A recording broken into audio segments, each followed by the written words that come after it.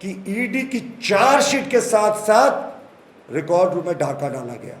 अब दोनों के तार जुटते हैं, एक तरफ ईडी चार्जशीट में सारे दस्तावेजों को दिखा रही है, दूसरी तरफ रिकॉर्ड रूम में पुलिस पहरे के बावजूद, सीसीटीवी कैमरा लगा होने के बावजूद सीसीटीवी खराब हो जाता है, पुलिस गायब हो जाती है और डाका पड़ता है, खतियान को लूटा जाता है, रजिस्टर 2 को लूटा जाता है।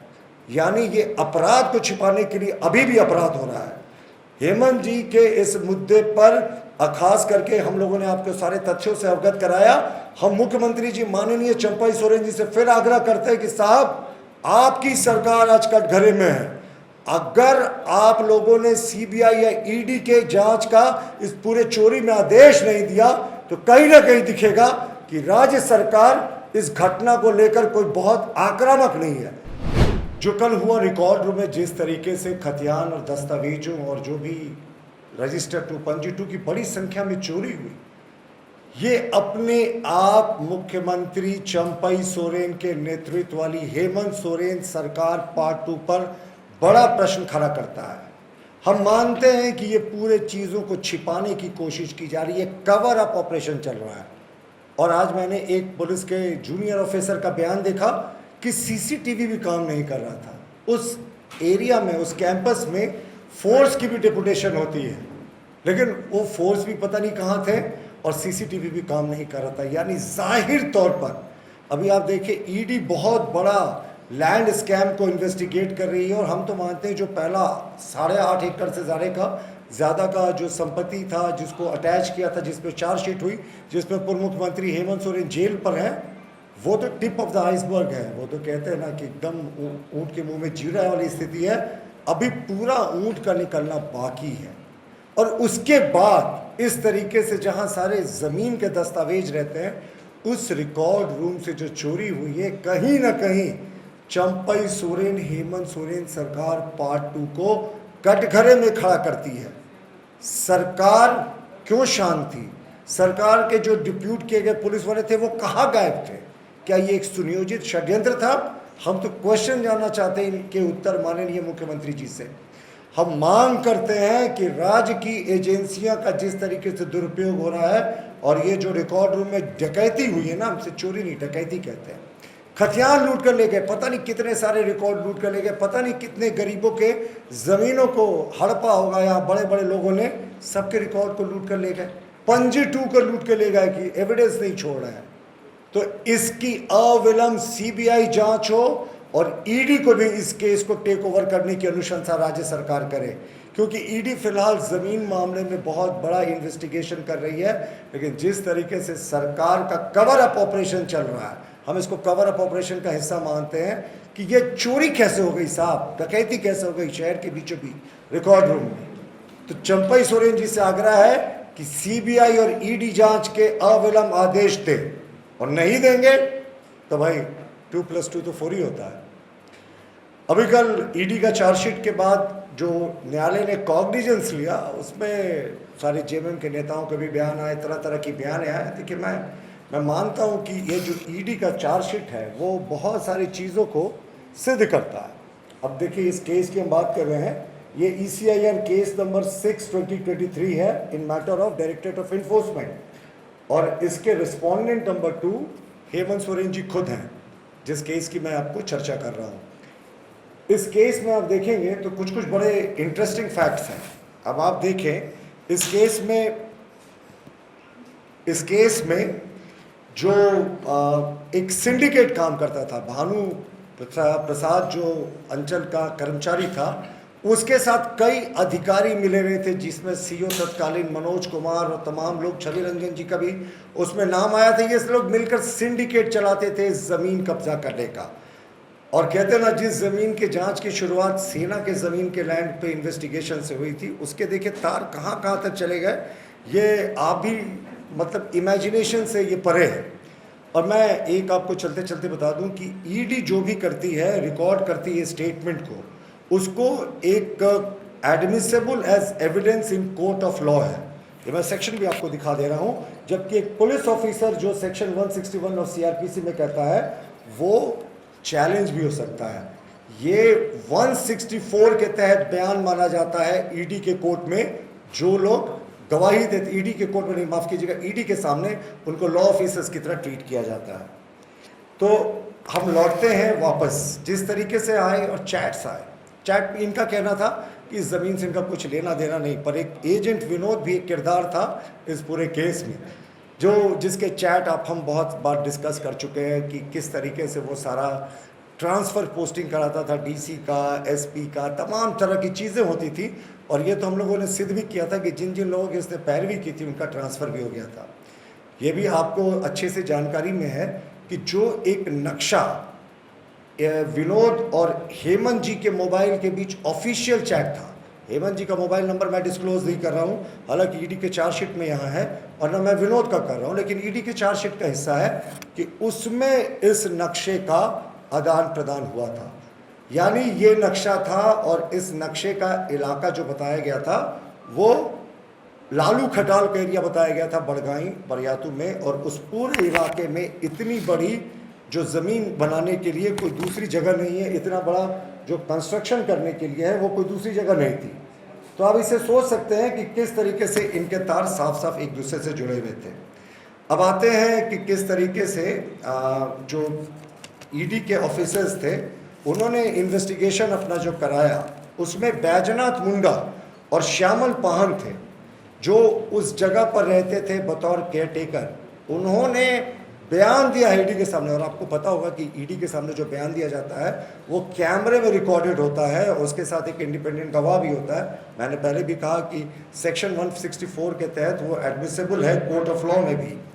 तो उसमें उन्होंने स्पष्ट रूप से कहा है कि 2014 से हेमंत सोरेन जी के लिए वो इस जगह की देख रेख कर रहे हैं। एक और केयर टेकर है संतोष मुंडा, उसने ने भी ईडी को बयान देकर कहा है कि मैं 14-15 वर्षों से इस जमीन की देख रेख कर रहा हूं हेमंत सोरेन जी के लिए। और जबकि हेमंत सोरेन कहते हैं कि साहब हमारा तो इस जमीन से कोई लेना देना ही नहीं, हमारा तो नाम ही नहीं है साहब। कैसे उनका नाम डालने की साजिश थी ये भी मैं आपको आगे दिखाऊंगा। और देखिए ये मैं दिखा रहा हूं कि हेमंत जी के आदेश पर जो भौतिक सत्यापन किया था तत्कालीन जो अंचल कर्मचारी थे भानु प्रताप, वो उसकी आप साफ देख सकते हैं कि इसी ज़मीन का भौतिक सत्यापन हुआ था। और ये भौतिक सत्यापन उन्होंने किसके आधार पे कहा था, तो जो सीओ मनोज कुमार है, मनोज प्रसाद है शायद उनका, जो सीओ मनोज थे, उन्होंने बयान दिया कि जो उदय शंकर हैं, अभिषेक कुमार पिंटू जी के जो प्रिंसिपल सेक्रेटरी हैं, अभिषेक पिंटू आप सब जानते हैं कि मुख्यमंत्री के वो प्रेस सलाहकार थे, उन्होंने कहा कि उनके आदेश पर ये हुआ। और यही बात नहीं रुकती, अभिषेक पिंटू जी ने भी अपने बयान में कहा कि हेमंत सोरेन जी के कहने पर ये भौतिक सत्यापन का आदेश कराने के लिए उन्होंने उदय शंकर को कहा था। उदय शंकर ने सीओ को कहा, सीओ ने भानु प्रताप को कहा। उसके बाद जो भौतिक सत्यापन हुआ जिसकी मैंने आपको रिपोर्ट दिखाई, तो ये तो तार सीधे तौर से सीएमओ से जुड़े हुए हैं। और अब आप इसके बाद देखें कि किस तरीके से ये फाइल जो सीज हुई, जो रेड हुई थी, ये जब फाइल सीज हुई तो किस तरीके से लोग ना कंफर्टेबल हो जाते हैं ना, तो क्राइम करते समय उनको एहसास नहीं होता कि कानून के कभी लंबे हाथ उन तक पहुंच सकते हैं। तो जो भानु प्रताप के यहाँ से, जो भानु प्रसाद के यहाँ से जो सील हुआ था, उसमें देखिए उस फाइल में क्या लिखा हुआ था, बड़गाई का फाइल, सीएम बड़गाई भुंयरी, और ये पूरा मोटा पुलिंदा था जो हेमंत सोरेन जी को ज़मीन ट्रांसफ़र करने की कोशिश की जा रही थी। और ये देखेंगे ये पूरा उसका भौतिक सत्यापन है। उसके लेफ्ट हैंड साइड में भी आप कोना में देखेंगे कि वहाँ पे सीएम बड़गाई भुंयरी ये साफ लिखा हुआ है। और ये तीसरा नोट है जिसमें उन्होंने कागज़ में लिख कर रखा है सीएमओ भुंयरी। यानी जो कागज़ में जितने चीज़ें आई हैं अभी तक, मैंने आपको जो भी दस्तावेज के आधार पर दिखाया, उससे ये साफ हो गया कि ये जो सारा चीज़ था ये मुख्यमंत्री जी से डायरेक्टली रिलेटेड था। अब एक बड़ा इंटरेस्टिंग पार्ट और है कि ये कहते हैं एसएआर कोर्ट की पहले बात कर लेते हैं। एसएआर कोर्ट अमूमन हम भी जानते हैं कि वर्षों लगा देती है किसी ज़मीन के रिस्टोरेशन में, वर्षों वर्षों तक मामला चलता है। लेकिन 9 जनवरी 2024 को जो मामला टेकअप हुआ, फाइल भले ही पहले हुआ हो, लेकिन 9 जनवरी 2024 को ये मामला टेकअप हुआ। साहब बिजली की स्पीड से 29 जनवरी 2024 को, जिस दिन मुख्यमंत्री जी के घर में ईडी का वो दबिश हुआ था और ये तमाम चीज़ें हुई थी, ये रिस्टोरेशन का ऑर्डर आ गया। एसएआर कोर्ट का आज तक के अपने इतिहास में 20 दिन में किसी केस के डिस्पोजल करने का रिकॉर्ड ही नहीं रहा। तो ये सब किसके इशारे पे हो रहा था? और एक ये चीज़ हमेशा कहते हैं कि साहब हेमंत जी का नाम कहाँ है? तो जो इनके कर्मचारी हैं, जो अभी भानु प्रसाद जो अंचल बड़गाई के कर्मचारी थे, उनके पास से एक पेपर सीज हुआ। ये बड़ा इंपॉर्टेंट पेपर है, ये देखिएगा। इसके शुरुआत में अगर आप देखेंगे, अगर मैं इसे बड़ा करके आपको दिखा रहा हूँ, तो यहाँ देखिए ये रैयत का नाम है। ये रैयत का नाम पंजी 2 में इन्होंने खाली छोड़ दिया था, यानी रैयत का नाम भरने की तैयारी थी और इन्होंने कहा हेमंत सोरेन का नाम भरना था। ये सारा ईडी के चार्जशीट पे है, ये ब्लैंक छोड़ा हुआ था। ऐसा अमूमन आप कभी देखेंगे नहीं। तो ये चीज़ें हैं, यहाँ इस तरह की चीज़ें लंबे समय से हो रही थी। तो जिस तरीके से ये कहते हैं कि ये बेनामी ज़मीन से मेरा कोई लेना देना नहीं, साहब इनके ही करीबियों ने बता दिया, इनके ही अधिकारियों ने बता दिया कि ये जो ज़मीन है ये डायरेक्टली हेमंत सोरेन जी से लिंक्ड है। और हमने तो आपको दिखा भी दिया कि किस तरीके से इसमें करने की कोशिश थी। अब आप देखें कि आनन फानन में इस ज़मीन को लौटाने की भी तैयारी हो गई और लौटा भी दिया गया। अब देखिए, कहते हैं ना कि ये कहते हैं कि नहीं, उस ज़मीन पर एक राजकुमार पाहन किरदार है जिनका वीडियो अक्सर जेएमएम दिखाती है। राजकुमार पाहन कोई दूध के दूल्हे नहीं है। ईडी के केस में वो एक अभियुक्त हैं, आरोपी हैं। उनके बारे में कहा, उन्होंने कहा कि ज़मीन मेरे कब्जे में थी। देखिए, जबकि संतोष मुंडा जो है ना, संतोष मुंडा के जो बच्चे हैं रोहित मुंडा और खुशबू मुंडा, उन्होंने एक बार सैमसंग टीवी खरीदा और एक बार एलईडी सैमसंग एक टीवी खरीदा और एक रेफ्रिजरेटर खरीदा। और उसके 2 इन्वॉइसेस मैं आपको दिखा रहा हूं जो ईडी की चार्जशीट पे है। एक इन्वॉइस 2017 का है, दूसरा इन्वॉइस 2022 का है। और आपको जानकर हैरत होगी, दोनों में पता जो है वो उसी बड़गाई की भूमि का है। यानी राजकुमार पाहन गलत बोल रहे थे कि ये ज़मीन उनके कब्जे में है। ये ज़मीन पर तो संतोष मुंडा रह रहे थे जिनके बच्चों ने ये फ्रिज और टीवी खरीदा था और एड्रेस भी उसी जगह का दिया था। तो ये सारी चीज़ें हैं जिस तरीके से अब तो पूरे तरीके से ये एक्सपोज्ड हो गए हैं। राजकुमार पाहन को ज़मीन पर कब्जा नहीं था, संतोष मुंडा जो थे उनका कब्जा था। वो कब्जा भी नहीं थे, वो केयर टेकर थे हेमंत जी की इस बेनामी संपत्ति के। और मैंने तो आपको रसीद का वो हिस्सा भी दिखा दिया कि जिस तरीके से उसमें एक हिस्सा बचा हुआ था कि उसको ट्रांसफ़र करने की यहाँ पे कोशिश की जा रही है। BMW गाड़ी को लेकर भी तरह तरह की बातें हुई। ऑन कैमरा ईडी के सामने मुख्यमंत्री जी ने कहा है कि मैं 28 जनवरी 2024 की रात को अपने निवास से अपने ब्लू रंग की BMW गाड़ी से निकल गया।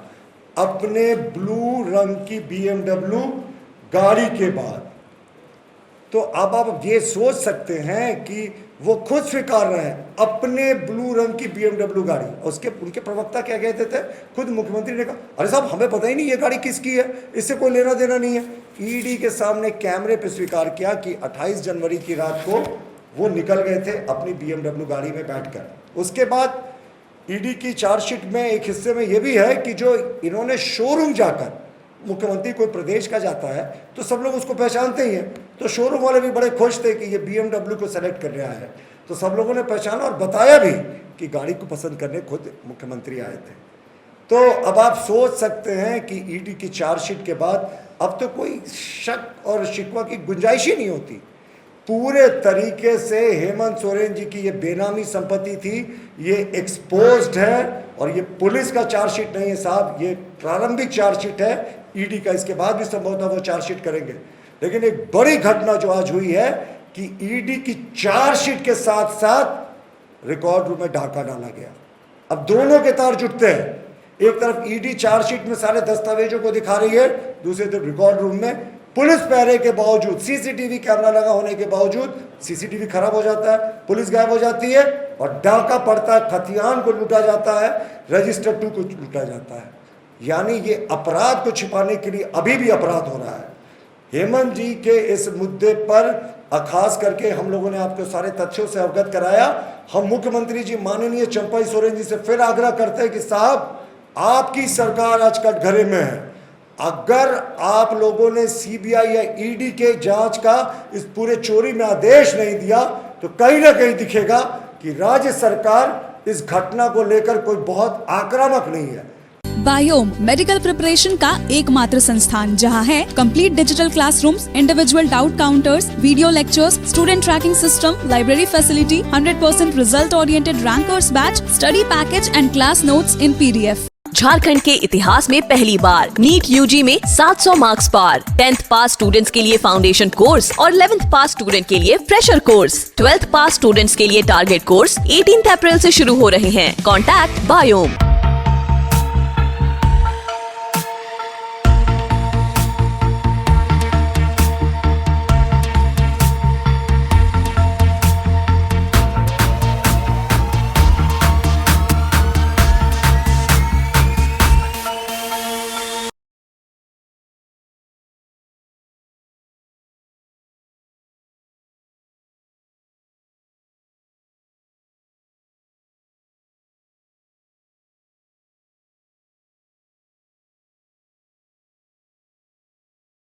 thefollowup.in. Like, share, and subscribe. www.thefollowup.in